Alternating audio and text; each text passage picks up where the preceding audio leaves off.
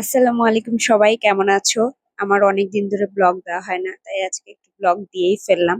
পাশে আমার আম্মু আছে।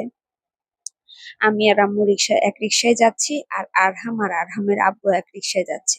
আজকের ওয়েদারটা এত সুন্দর বলে বোঝাতে পারবো না।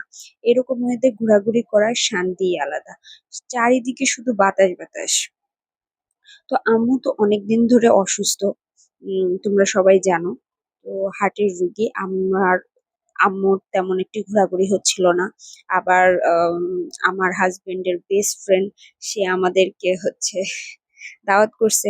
তো আজকে আমরা আবার ফ্যান্টাসি আইসল্যান্ডে চলে যাচ্ছি।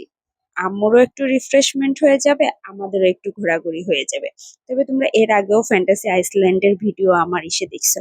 তো আমাদের সব থেকে মানে কম দূরত্ব হয় মেট্রো রেলে, আমরা সেরকমই গেছি। তো ভাইয়া ভাবির সাথে অলরেডি দেখা হয়ে গেছে, আমরা অলরেডি ঢুকে গেছি। আর হাম তো অনেক খুশি জায়ানকে পেয়ে। হ্যাঁ, এই তো মানে আমার হাজবেন্ডের বেস্ট ফ্রেন্ড নাইম ভাইয়ের একমাত্র ছেলে জায়ান। ওকে আমার ছেলে খুব পছন্দ করে, ওরা খুবই একসঙ্গে খেলাধুলা করে। ওরা একসাথে হইলে আমার কোনো টেনশন থাকে না। আর এই হচ্ছে আমাদের একমাত্র ভাবি। ভাবিও খুব মজার মানুষ। তো আমরা সেম আবার সেই আইসল্যান্ডে চলে আসছি। আর আমার জায়ান খেলাধুলা করতেছে, পাখি দেখতেছে, এবং এখানে এসে ফ্রিতে বিনোদনও পেয়ে গেলাম। এই যে দেখছেন, আমরা তো দাঁড়ায় দাঁড়ায় দেখছিলাম। খুবই সুন্দর, একজন ভিডিও করতেছে আর দুইজন মিলে নাচানাচি করতেছে। আমার মা তো কখনো দেখেনি, যার কারণে হুট করে দেখে সে অবাক হয়ে গেছে, হা হয়ে গেছে, এটা কি চলতেছে। তো সবশেষে আমরা আরো অনেক রাইডে চললাম, সব ছবিতে দেওয়া পসিবল না। আমরা সুইমিং পুলে চলে আসলাম। সুইমিং এ এসে তো আরেক কাণ্ড। ভাবি নাকি কোনোদিনও পানিতে নামিনি। এই তো মরছে। সে তো কোনোভাবেই পানিতে নামতেছে না।